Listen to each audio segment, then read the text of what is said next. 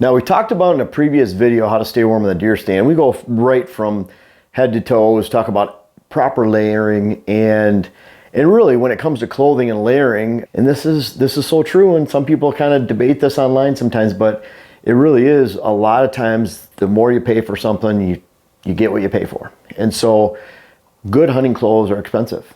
The good thing about great hunting clothes is they can last a lifetime and at least several decades. So your investment's worth it. I know a lot of people will buy cheaper clothing over and over and over again. All of a sudden, 3 or 4 sets of cheaper clothing later they spent more than they would have for a quality set to begin with, and they were cold and uncomfortable and didn't get to enjoy that better stuff for decades at a time. So consider that. But that's all, part of it. Buying good clothes, buying good boots. If you go out there in your tennis shoes and it's 27 degrees, don't be surprised if your feet get really cold. And it's just, the point is you have to dress properly, buy good stuff. But these are some of the tricks that I like going back to when I was a teenager, some of these in order to stay warm. And they're just 5 areas that I think if you guys use these and combine that with quality clothing, you're going to do really well.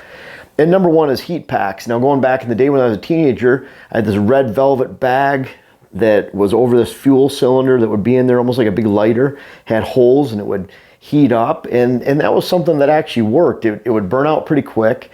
It was stinky, messy, and I'm not saying it was that practical, but it was something. But really, when I talk about my hand staying warm, I'm always using a heat pack. This ends up a fanny pack. Use my hand muff right here for everything. But, I use this year round. That's, for hunting all season long. So it doesn't really matter. I use this to carry my grunt call, and my grunt call's in it right now. Just up in the UP in Michigan with my son Jake. We're out in the woods somewhere. Grunt calls in there. I think I got some tent stakes in here. Probably have some chapstick, whatever. That's my flashlights in there. So there's a lot of things I carry in there. But one of the biggest things are these right here, these heat packs. Now there's a lot of different brands of heat packs.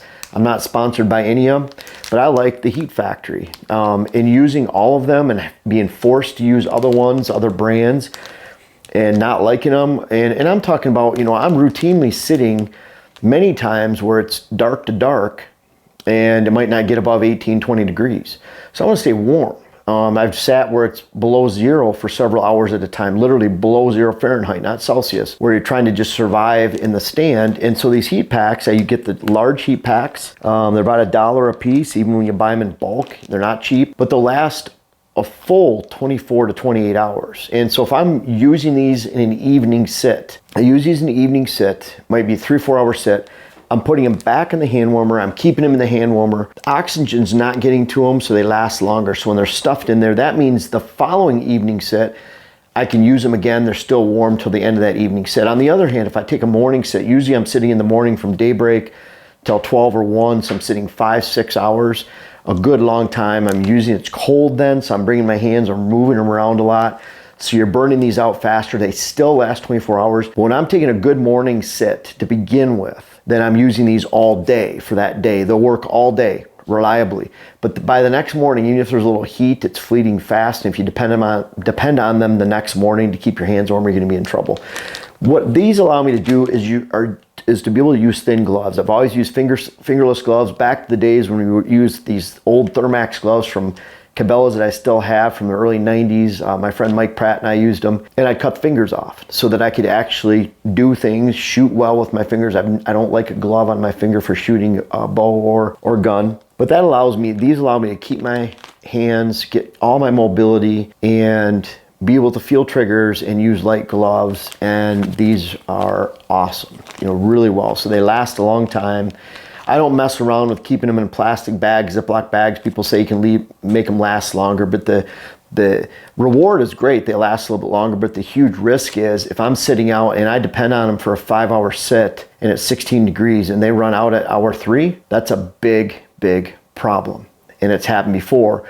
And you might not think that's that cold, but when you're up there and there's a 15-mile-an-hour wind on you, even when you have your hands tucked in a nice hand warmer like this one right here, that we have, this one of the first Lite muffs they came out with this year, you're gonna get really cold. And it'll keep you from shooting your deer, it'll keep you out of the stand. And so this is critical, keeping your hands warm, obviously, but this is one really good trick that you can use. Now, number 2, a heavy face mask. This one I like so much. I got another one. One of the first Lite. They call it their Tundra. And I like them so much, I got another one. I have spares because they're important. If you look at that right there, they even make it a little bit thinner where your ears are so you can hear better. But I actually put this over, a lot of times I'll put this over so it's around my head. I can actually put this over the brim of my hat. So the brim of my hat's coming out there, so it'll keep sunlight out. If you're a hunter and you're facing the sun in the morning, that's a really bad thing. Evening, setting sun, so I like having a brim. But I'll take this, and on our coats, our good coats, whatever I've used, they always have a pretty high collar. So by the time you have a collar, by the time I wear a quarter zip underneath, and I have that layer, I don't need anything else on my neck. This actually goes down over that. So imagine a couple layers here, this comes down. This has that heavy fleece on the inside.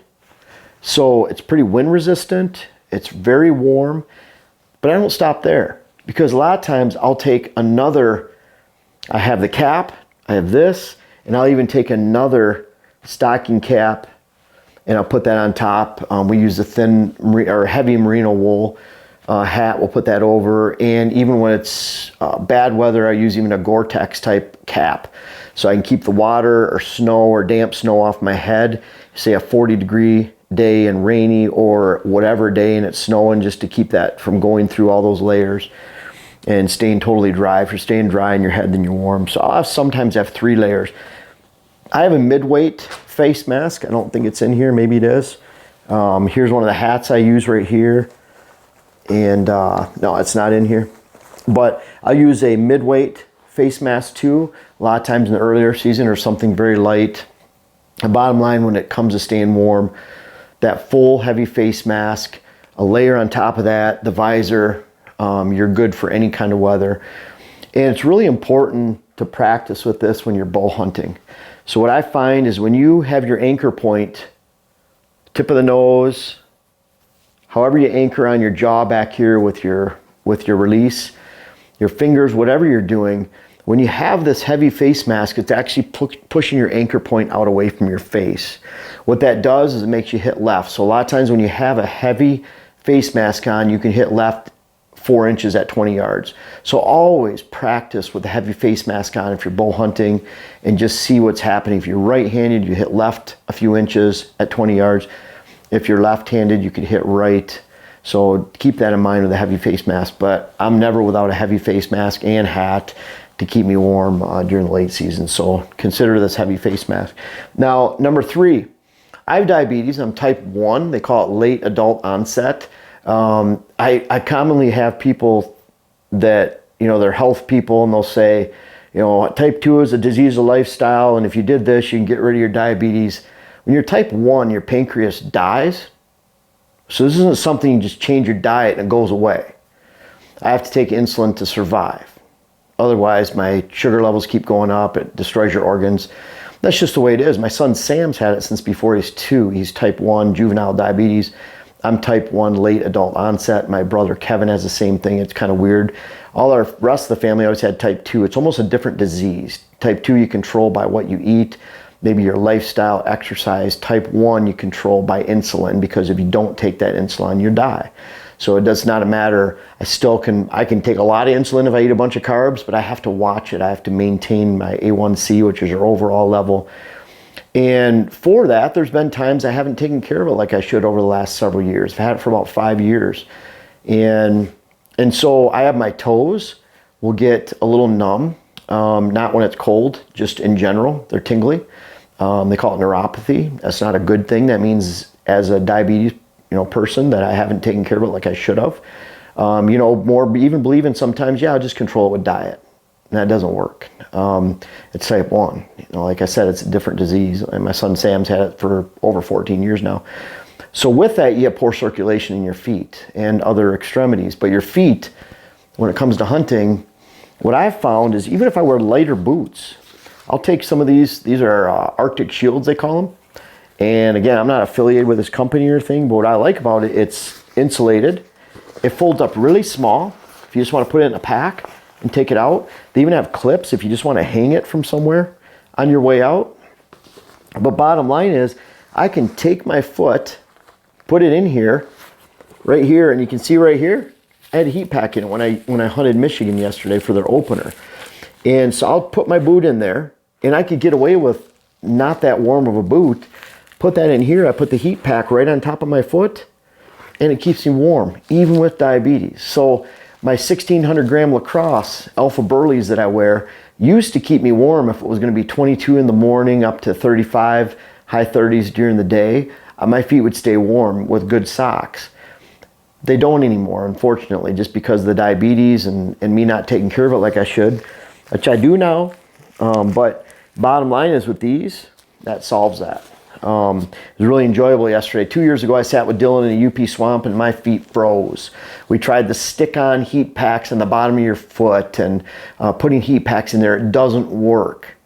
Use something like this like I did yesterday in even colder conditions, damper, more wet, and feet stayed warm all day, had no issues. And it's one of those things when your feet are warm, you don't realize, wow, my feet are warm. You don't sit there and say that.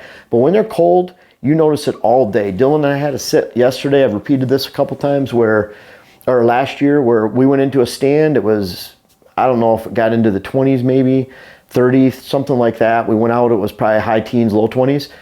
Good sit, late rut time. And I had these, put them on and everything. And here Dylan, his feet stay warmer than mine, but he didn't bring his insulated boots. He forgot them somewhere where he was hunting, didn't have them, and Dylan, your feet, within an hour or 2 hours? It was very, very cold. And the deer were still moving, and I'm like, please just stop so we can get out of here. Yeah, like please shoot something so we can go early. Yeah, it sucked, because in that stand right now, I might actually go in there for opening day of gun season, but it's a shorter walk, but it's a half hour uphill and side hill. So really steep, you're changing overall about 450 feet in elevation. You're doing it in about straight as a crow flies, 400-yard window, but it's up and it's steep. And so it's not like you want to get in there and just run down and, get some new boots or something like that. It's you're in there, and when you leave, you're leaving for that day. You're not going back. So, but anyways, these Arctic Shields, pretty easy to find. I think they're about $40. And what I can say about this is I wear a size 10 boot, and these are size 2XL, which means they're 14, 15 size. This is the perfect size for a size 10 Alpha Burley Lacrosse boot, if you can imagine that size. The next size smaller, a double XL, or the XL, which is for a 12, 13 size, is too small. I can't fit them over the heel, or if I do, it's very tough to the point where it's hard to work the zipper. And if you have a zipper on your boot and it's damp and wet and it freezes, you want a little give in there so you can break that ice when you're opening it. Trust me, I've learned that the hard way. So always order up about 2 sizes on these for hunting boots. I would suspect that these are not typically made for the traditional hunting boot. It's more for sitting in a stand watching a football game, something like that, keeping your feet warm. But take that advice when it comes to hunting boots. Get a couple sizes larger on this. Number 4, this is a luxury, I know. Has a lot of this stuff, but a heated vest. This one's from Volt. We used these last year. I use them this year. We have jackets, shirts, and I worked with them last year. And, they said heated vests. I said, well, I'll try them, and I have loved them. They have battery packs. Like I had a battery pack. I had a thinner Volt vest on yesterday, out in the stand, out in the blind where Jake and I sat, and I stayed toasty warm. And you could actually feel, I put it on low, and I have a big battery. That thing will last more than dark to dark. I think on high, it burns out in about 7 hours if you have it on high, so if you're really cold. The bottom line is they have heat panels. You can kind of see like this one right here is right in the middle of your back. They'll have some on the sides right here you can see, so you'll have them on your area right here, you have them in the middle of your back, and it keeps you very warm. They have jackets and not necessarily this brand. I like this brand. They're very, very high quality, and we have a huge assortment of variety that we've had. But this takes it to where if you have less than desirable clothing anyways, you couldn't afford some really nice clothes, we'll get one of these, put it on. And it's amazing how when your legs are chilled, your arms are chilled, your core. You put this on, it takes the chill out of your entire body. Not going to warm your feet, not going to warm your head, not going to warm your hands. You need to take care of those, but this will warm your body and especially your core. And it's amazing what something like this can do. I'm a believer now, especially they have these lithium batteries where you can plug them in, charge them on the way to the stand in your truck or all night before you hunt, and they'll last literally from dark to dark. So it's a pretty cool, and they even have Bluetooth options, which I haven't used yet, but you can actually raise and lower the temperature, turn it off just with your phone, which makes it really easy too. So I know a luxury, but incredible if you guys haven't tried them. And I encourage you to, maybe a good Christmas gift coming up. And then finally, food. So critical that you eat some type of food. When deer are losing energy with a cold front coming through, cold front comes through, they burn energy. I mean, to deer, stress burns energy. They're missing feedings too in a big storm that's coming through. That's why they move so much after a storm, because they need to replenish that energy. It's all about energy conservation. So in order for us to keep our bodies warm, we have to have energy. I'm not going to go into some type of long explanation of how that works, because I don't know exactly how it works, other than we need fuel to survive. We need to keep our bodies warm. And I'll notice a lot of times in the past, if I didn't have that fuel to survive and I didn't have those carbs in me, those calories, then you get cold very fast, you get chilled. So whether it's a candy bar, some type of food that has carbs in it, and what I use, because I'm diabetic, and if I'm maintaining my sugar, that means lows. And so I'll have occasional lows where my sugar gets down into even 70 to 80. I can start to feel that I'm getting a little bit low. The diabetes doctor, the endocrinologist told me before, if I have to go to sleep out in the stand because I'm tired, I take naps all the time, in blind or stand. Of course, I'm safety lined in and everything else with the hunter safety stuff. But I have these little things. I started using these a long time ago when I was riding a lot of bike and running. They're called GOO, and it's got 22 carbs in it. It's 100 calories. It's got sodium, caffeine, amino acids.